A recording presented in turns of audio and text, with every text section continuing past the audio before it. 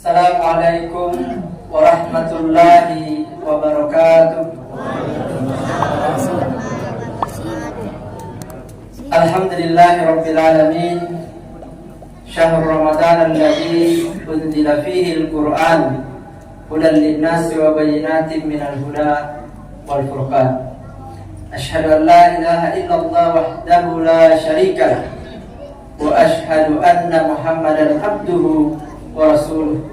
Allahumma salli wa sallim ala sayyidina Muhammadin wa ala alihi wa sahbihi ajma'in.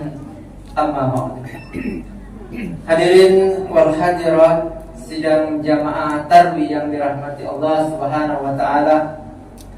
Alhamdulillah, puji syukur senantiasa kita panjatkan kehadirat Allah Subhanahu wa taala karena pada malam hari ini, malam yang ke-17, kita masih diberikan nikmat oleh Allah untuk bisa berkumpul dan saling bertatap muka di tempat yang penuh barokah ini, tidak lain sebagai wujud pengabdian kita atau wujud penghambaan kita kepada Allah Subhanahu wa taala.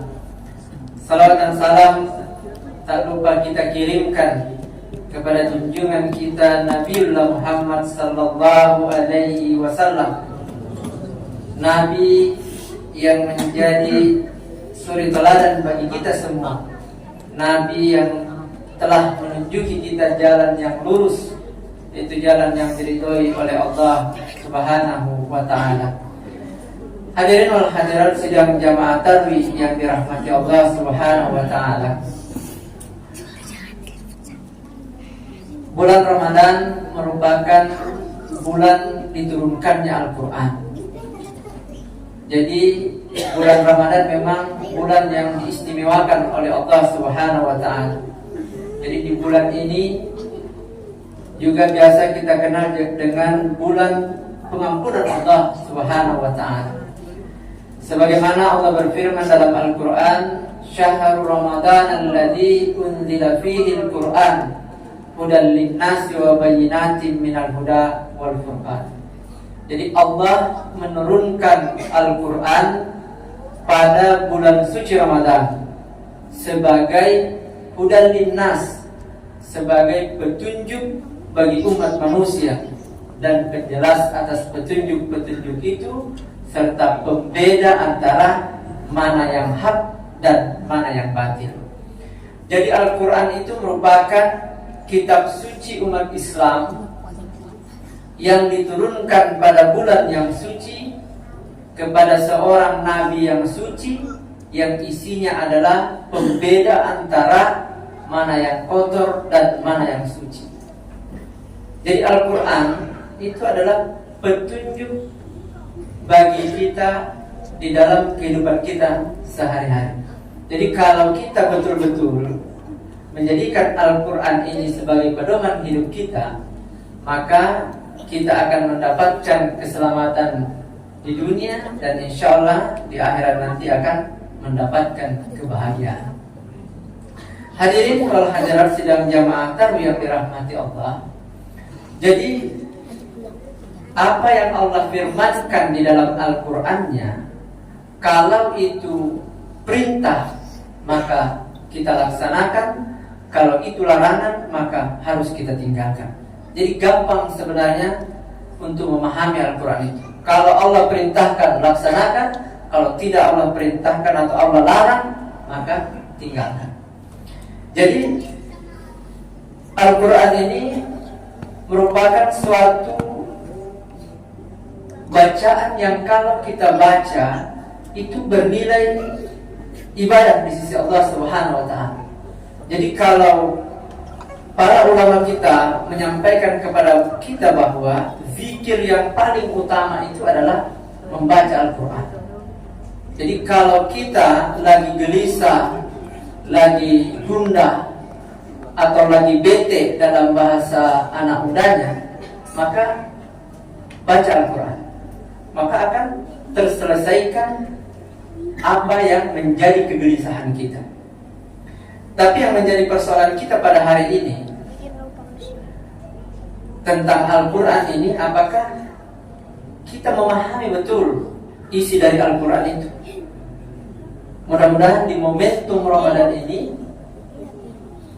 yang mana Al-Quran merupakan bacaan yang kalau kita baca akan dilipat gandakan pahalanya oleh Allah, itu menjadi motivasi buat kita untuk rajin membaca Al-Quran di bulan suci Ramadan ini. Tetapi yang paling penting dari itu adalah bagaimana kita bisa memahami isi daripada kandungan Al-Quran itu, agar tindak tanduk kita, perbuatan kita bisa searah, sejalan dengan apa yang Allah firmankan di dalam Al-Quran. Hadirin wal hadirat sedang jamaah yang dirahmati Allah. Jadi Al-Quran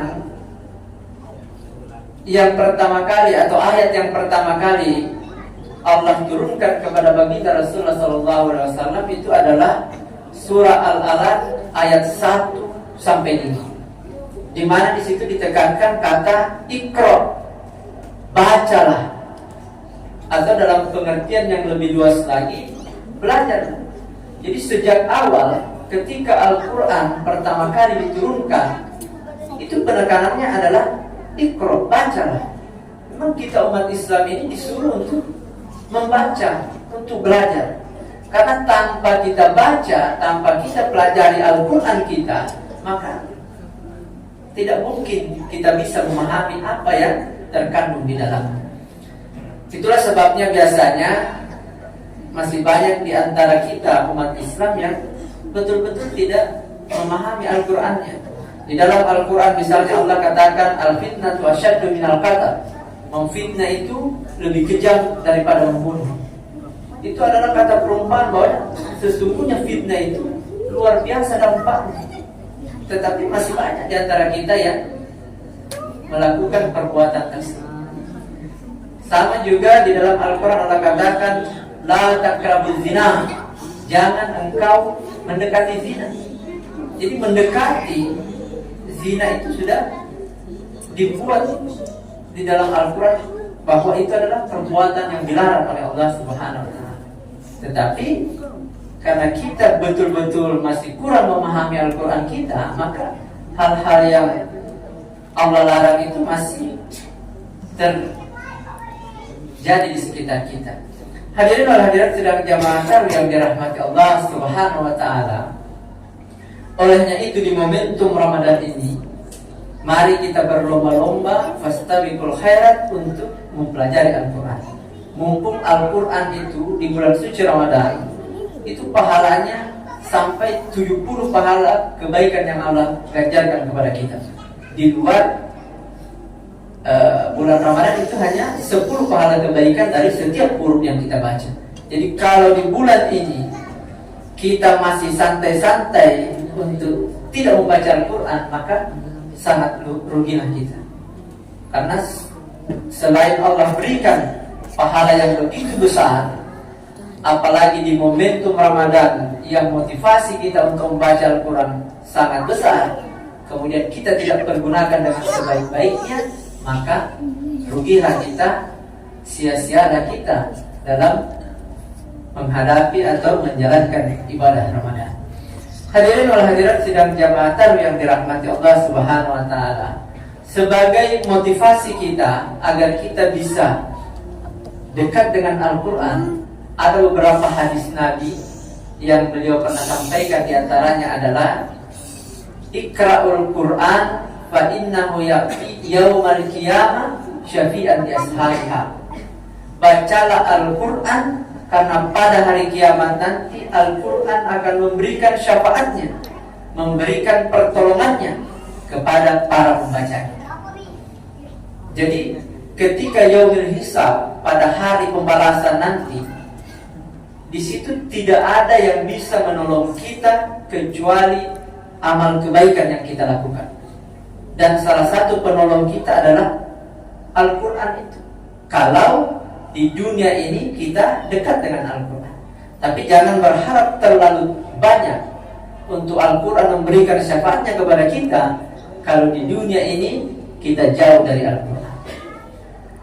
Hadis berikutnya bisa juga menjadi motivasi buat kita adalah khairukum man ta'allama al-Qur'an wa 'allamahu. Jadi sebaik-baik di antara kalian itu adalah orang yang mempelajari Al-Qur'an lalu mengajarkan kepada orang lain. Jadi Rasul memberikan predikat kepada kita sebagai manusia yang terbaik kalau kita mau belajar Al-Qur'an lalu kita mau mengamalkannya atau mau mengajarkan kepada orang lain. Bahkan di dalam kehidupan kita sehari-hari, Rasul juga pernah menyampaikan bahwa bacalah Al-Quran karena rumah yang tidak dibacakan Al-Quran banyak keburukannya, sedikit kebaikannya. Jadi kalau ada rumah sering terjadi pertikaian di dalamnya, perseteruan di dalamnya antara anggota keluarganya, mungkin salah satu penyebabnya rumah tersebut penghuninya tidak bertadarus Al-Quran. Jadi yang di setel di dalam rumahnya hanya musik dangdut atau karaoke. Itulah salah satu penyebab rumah kita biasanya banyak pertikaian di dalamnya.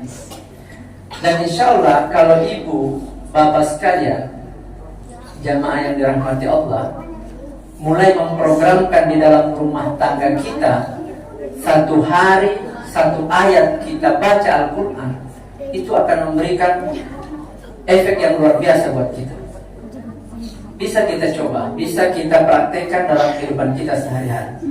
Dan kalaupun kita punya waktu luang, bisa satu hari satu surah yang kita baca setiap hari. Apalagi di momentum Ramadan ini, kita malah dituntut untuk menghatamkan Al-Quran. Mudah-mudahan itu bisa kita wujudkan, karena ini adalah sunnah Rasulullah. Setiap Ramadan beliau selalu menghatamkan Al-Quran. Jadi jamaah yang dirahmati Allah Subhanahu wa Ta'ala, memang berbicara tentang Al-Quran ini tidak akan ada habisnya. Dan kalau kita pelajari pun tidak akan ada tuntasnya, karena ini adalah kalam Allah, firman Allah yang maha luas. Dan kalau kita pelajari di perguruan tinggi manapun, tidak ada yang tuntas untuk mempelajarinya. Mudah-mudahan walaupun sedikit satu ayat yang kita pelajari akan memberikan dampak yang luar biasa kepada kita. Mudah-mudahan ini bisa kita wujudkan di dalam rumah tangga kita dan kita ajarkan kepada anak-anak kita. Mudah-mudahan mereka menjadi generasi-generasi Qur'ani, generasi-generasi yang cinta Al-Quran. Demikian jamaah yang dirahmati Allah Subhanahu wa Ta'ala. Mudah-mudahan apa yang saya sampaikan ada manfaatnya, lebih dan kurangnya mohon dimaafkan. Billahi taufiq wal hidayah. Wassalamualaikum warahmatullahi wabarakatuh.